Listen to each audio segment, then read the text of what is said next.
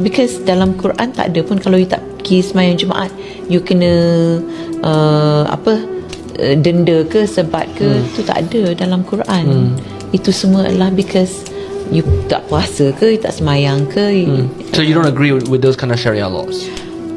No, you have the Sharia laws, but why punish orang yang there's no such thing as forced belief. Okay, maybe this is the reason, Auntie. Maybe this is the reason. They look at this. Now I see something. What minute of the podcast you're gonna cut some parts? Now I think I might see something. Maybe this is just the stepping stone.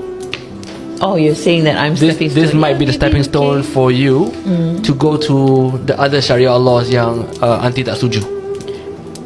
Auntie setuju. Jangan paksa lah. Jangan paksa, because this is dakwah. Tak pergi jemaah. Ada dalam Quran sebut kena hukum sebab kau apa. Tu. Padahal hamba duduk ulang sebut tentang hukum orang tinggal semaya. Bukan sebab kena hukum pancung lah. Dalam mazhab Syafi'i, dalam Maliki, dalam Hambali, semua kena hukum pancung belaka orang yang tinggal semaya. Tapi mari-mari tak ada. Ada kena sebab. Nak ayatnya semaya ni hak individu. Nak maya tak sah. Ni kecelaruan yang berlaku dalam masyarakat. Bukan setakat dia saja yang tak tutup aurat. Dia buat kenyataan aurat orang Tino ni cuma kemaluan sahaja. Tak payah suruh orang Tino tutup aurat ni, tak payah. Allah ya Rabbi. Kalau orang Tino pakai hak ni, tak boleh pakai bikini lah jalan ke tengah jalan.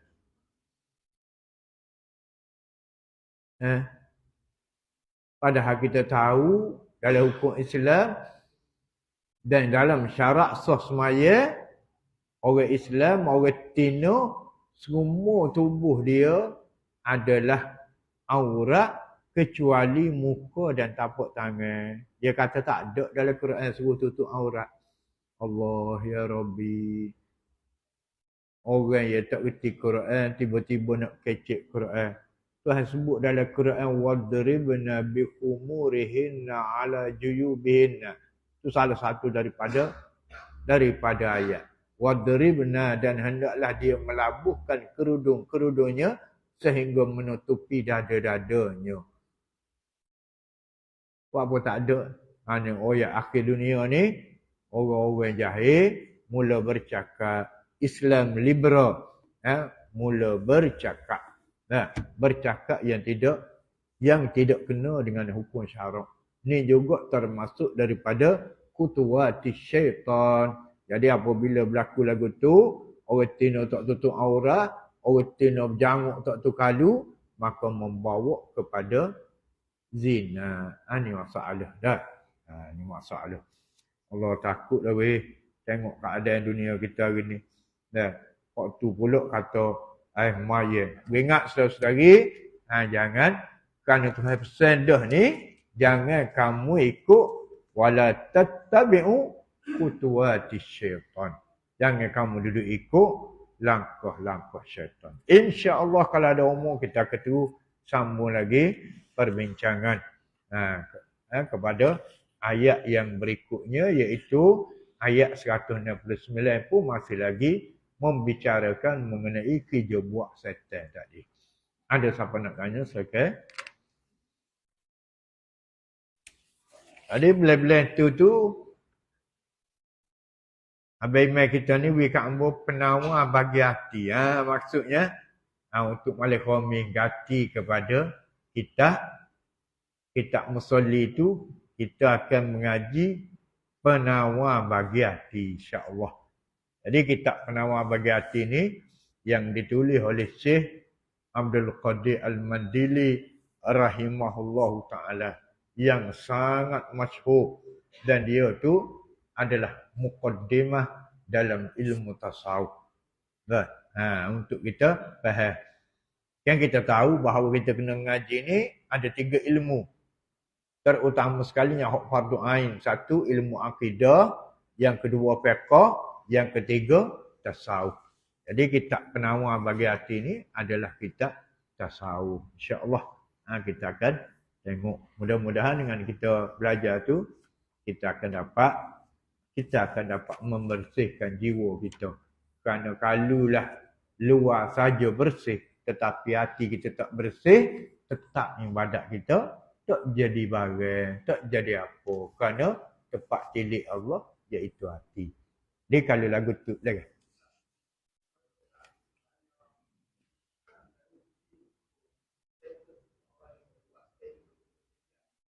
Dari segi hukum status orang yang membuat kenyataan lagu tu. Ya. Fala wa rabbika la yu'minuna hatta yuhakkimuka fima shajara bainahum. Tuhan sebut dalam Quran, kerana berlaku satu kes antara Zubair ibn Awam dengan seorang munafik. Kes parit tali air, lalu giguan depan Nabi, gicara depan Nabi, lalu Nabi memutuskan hukum tapi tak boleh diterima oleh orang munafik, bahkan dia kata lagi kepada Nabi, jololah moga anak daramu kat, sedaplah. Dia kata ke Nabi sehingga Nabi merah muka. Waktu tu turun ayat, fala wa rabbika, maka tidak sesungguhnya demi Tuhan, la yu'minun, tidak beriman, hatta yuhakkimuka fima syajara bainahum, sehinggalah kamu itu diambil hukum ataupun pemutus kepada apa yang diperbalahkan. Maknanya orang Islam ni kok mana-mana pun tak boleh lari daripada hukum yang dibawa oleh Nabi kita sallallahu alaihi wasallam, dan dia boleh bawa kepada tidak beriman. Dalam kitab Bahrul Mazi dia kata kufur. Dalam kitab-kitab lain dia kata kufur tidak beriman, dan munafik ada kata murtad daripada agama. Jadi semua tak boleh berlaku. Munafik kita tahu fi darki asfali minan nar, duk patak neraka. Dan kalau kafir pun tidak beriman ni kafir lah. Kafir pun duduk dalam neraka juga, na'udzubillah. Jadi kita doa-doa mudah-mudahan orang-orang yang seumpama ni, yang bercakap mengikut hawa nafsu, yang bercakap tidak berlandaskan ilmu yang sebenar, cuma berlandaskan kepada akal saja. Tuhan balik mula hati dia supaya menjadi orang Islam yang baik. Kalau dia tu tak ada jalan dah, tak ada passing dah, nak boleh terima hidayah Allah Subhanahu Wa Taala, kita minta biar Allah raculah senang. Itu keadaan dia. Kerana dia menyesat. Dia sendiri sesat, bahkan dia menyesatkan orang lain.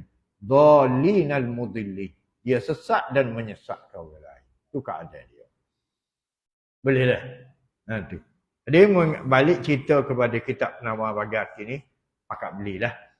Pakat beli, mudah-mudahan kalau kita baca tu, kita boleh tengok insya-Allah.